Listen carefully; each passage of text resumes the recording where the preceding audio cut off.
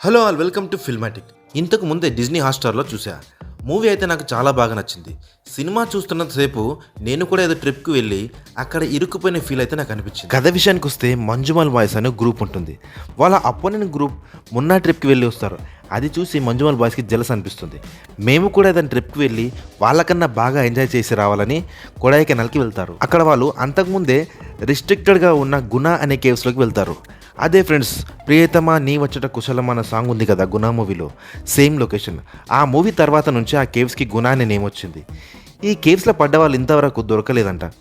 అంత లోతుగా ఉందన్నమాట ఆ కేవ్. అయితే ఈ గ్రూప్లో సుభాష్ అని ఒకడు అనుకోకుండా కేవ్ లోయలో పడిపోతాడు.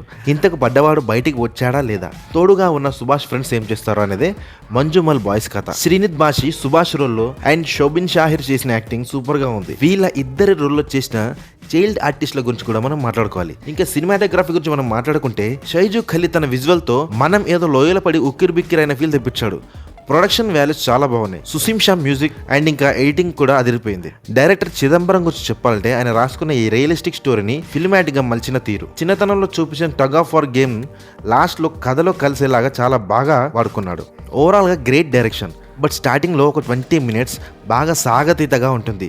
అంత ఇంట్రెస్టింగ్గా చూడాలనిపించదు. కానీ కేవ్స్ ఎపిసోడ్ స్టార్ట్ అయ్యేగా ఉంటుంది సినిమా. లైఫ్ అనేది survival of the fittest. Manjummel boys Malayalam cinema నుంచి వచ్చిన ఫిట్ సర్వైవల్ థ్రిల్లర్లో ఒకటి. నేను ఈ మూవీకి ఎన్ని స్టార్స్ ఇస్తా అంటే అది out of 5 4.3. Thank you for watching this video.